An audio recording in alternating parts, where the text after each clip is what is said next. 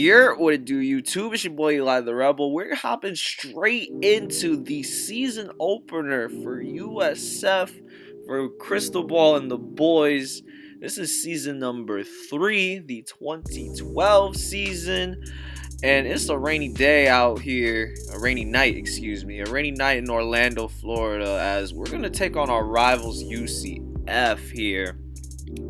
Last season, the game was at Raymond James Stadium. It was also a night game. I don't recall if it was raining like this, but as we see both teams walk out here onto the field, they're going to highlight the impact wide receiver of UCF today.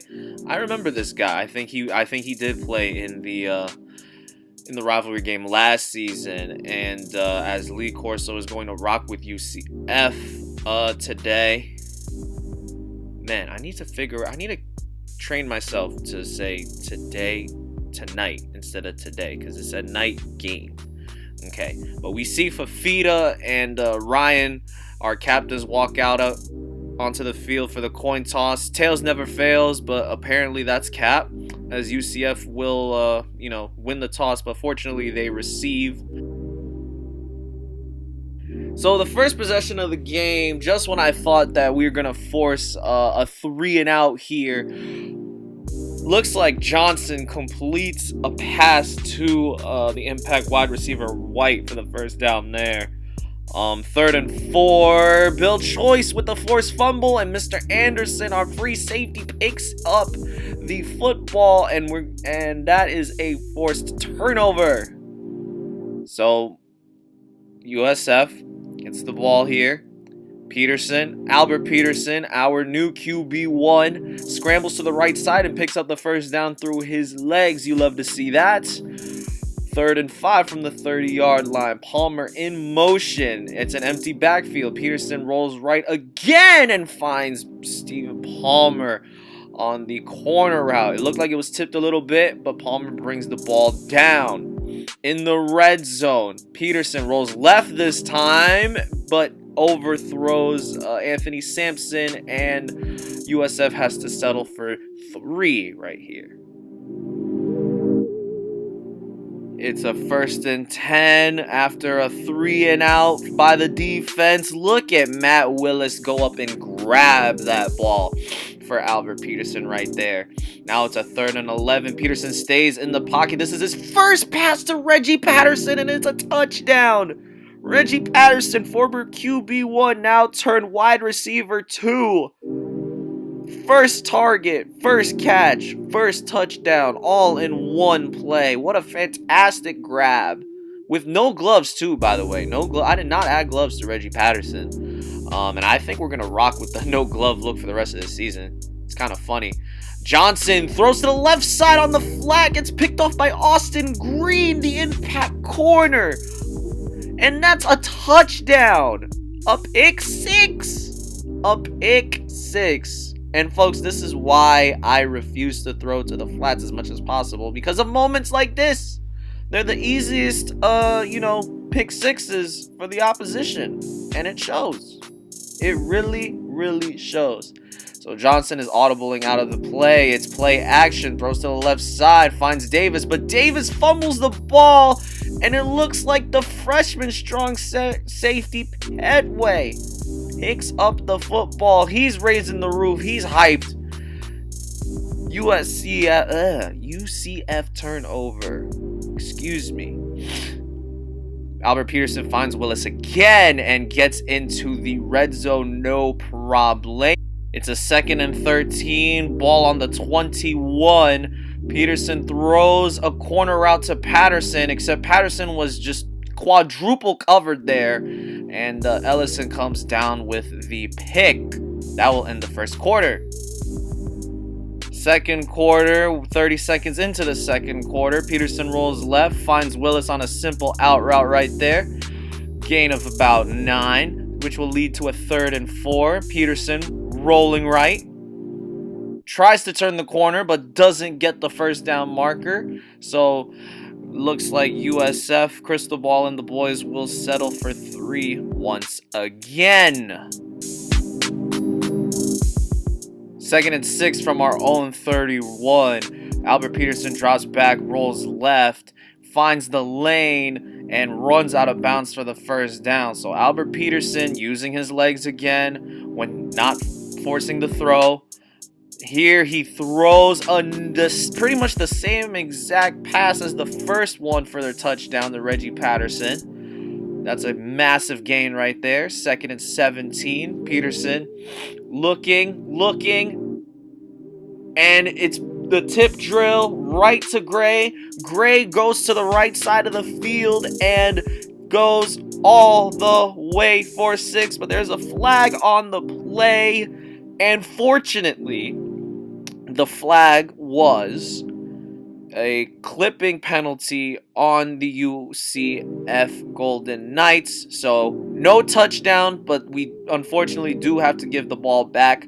But on 3rd and 4 here, the lefty drops back to pass here, finds White. They're going to move the chains a little bit, so they might turn this INT into a score after all. Johnson avoids a sack, but doesn't avoid a second one, and that will be a 4th down right around midfield. Bill Choice on the sack right there. That's his 2nd on the night. A minute and a half left in the first half. Peterson rolling right. Looked at Dudley, but instead is going to tuck it and run for the first down. The clock will still run. A minute 10 now. Peterson goes to the right side again. This time he gets out of bounds. Even though he doesn't get the first down, the clock will stop at 106. When the next play, he throws a pick right to Smart, and you could say that Albert Peterson did not make a smart throw right there. This will lead to Johnson throwing to Thompson, the other impact wide receiver. They'll move the chains. Crystal Ball calls a timeout.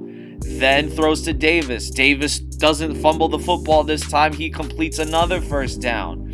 And instead of calling a timeout, Crystal Ball couldn't call a timeout because UCF decided to run hurry up offense, and they hurried into an INT. So that's 2 interceptions on the night for Austin Green. Very, very emotional game for Austin Green tonight, because he was out the second half of the season last season with a shoulder injury, and now has 2 picks in the first half of this game.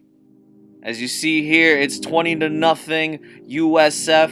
Here we go in the second half. We get the ball at half. Peterson rolls right, scrambles for a first down right there. Gain of 13 on the ground. Albert Peterson now dropping straight back, looking for Patterson. They rule it incomplete. However, Crystal Ball does use his challenge flag for this one, predicting that Patterson's right foot might have came down with it. And I gotta say, looking back on this replay live with you guys, I think he might be right. There's the catch, and then he just drags that right foot a little bit, and the play is reversed.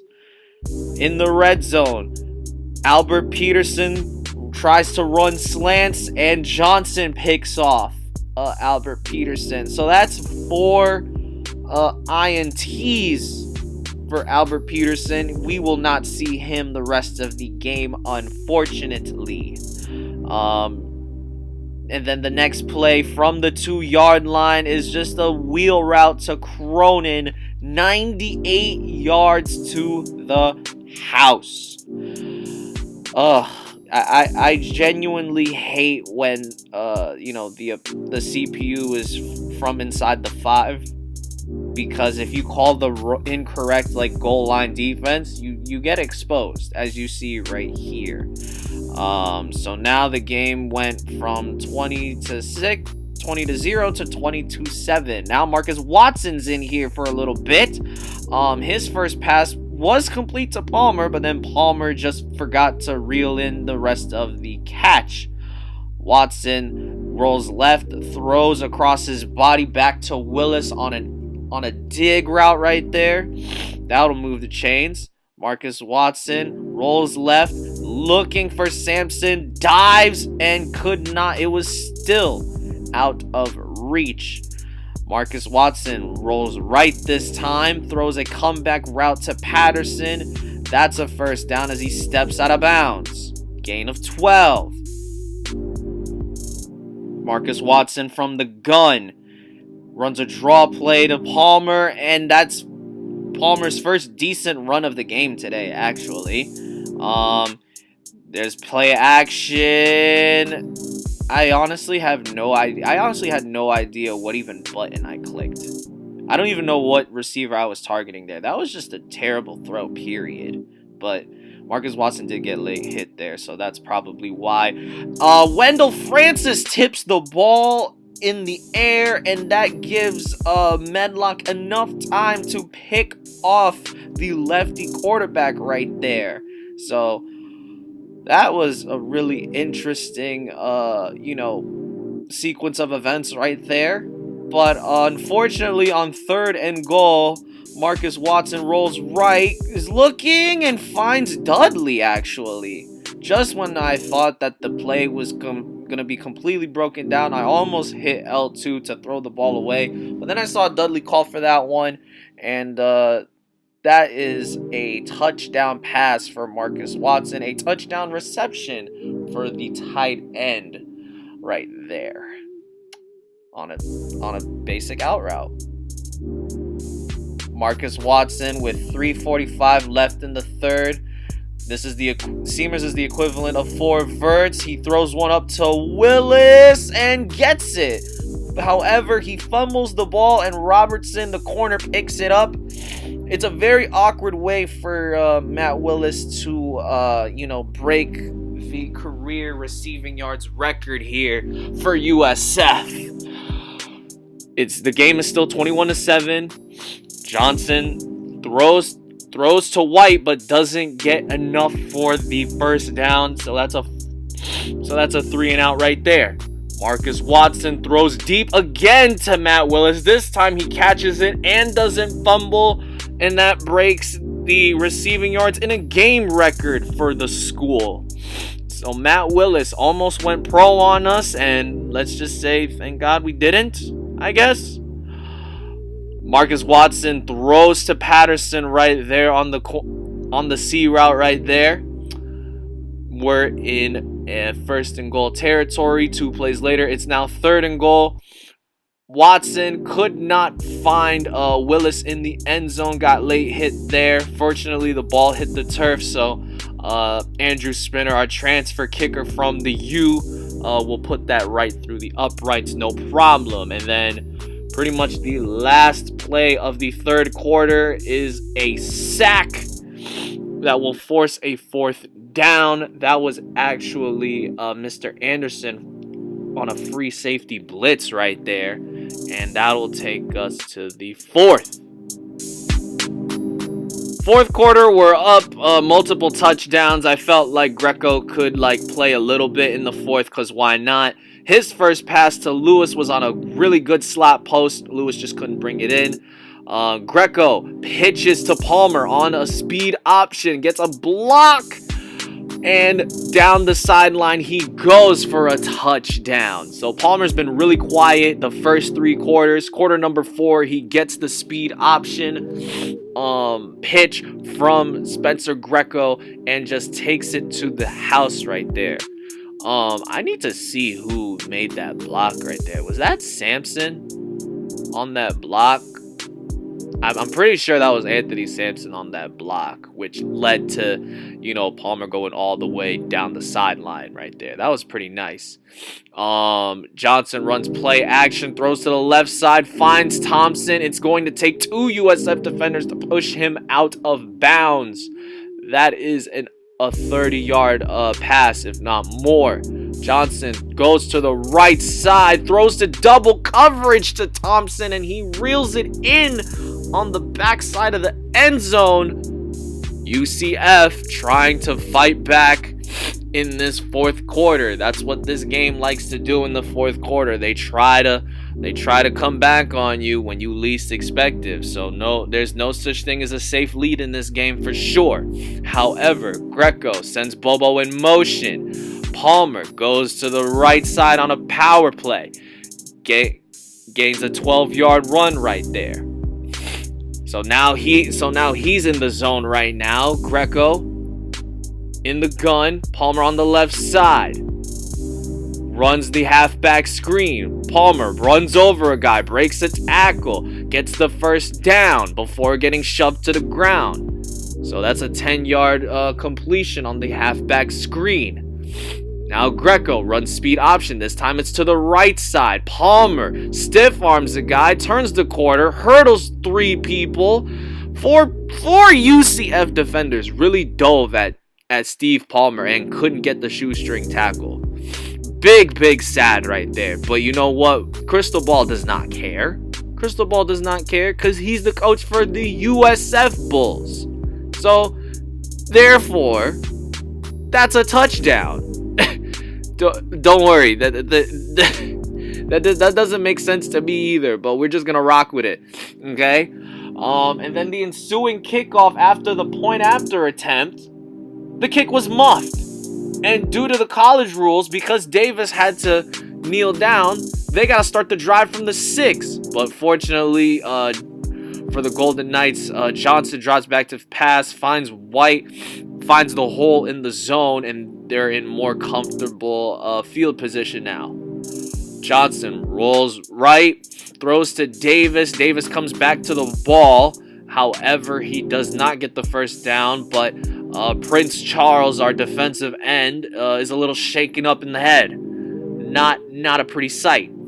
Johnson runs play action. White jumps over Austin Green and picks up the first down through the air.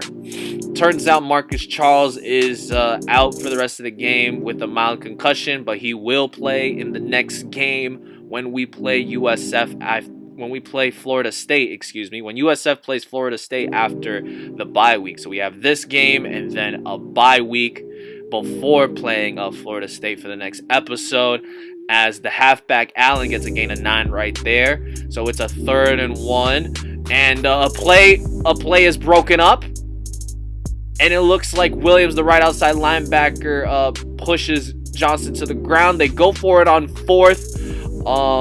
Throws the ball up in the air, there was no PI called, so therefore it's a turnover on downs. Greco throws a deep pattern to Matt Willis. He brings it down. That's a gain of 41 right there with 1 minute and 11 seconds to go in this game. So pretty much just get like 2 more first downs and then we'll be out of here.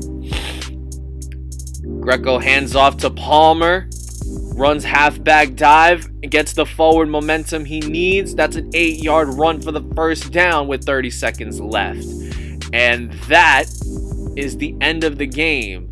Your final score is USF 44, UCF 14. USF starting the season out strong, beating the rivals in Orlando on their home field, which is very, very nice to see. Matt Willis dapping up Johnson at the end of the game. All love, despite being a rivalry game. With UCF being one of the newer teams that was added in this edition of NCAA, they don't have a rivalry trophy for this game in particular, unlike other rivalry games in this game mode. But you know what? It's whatever.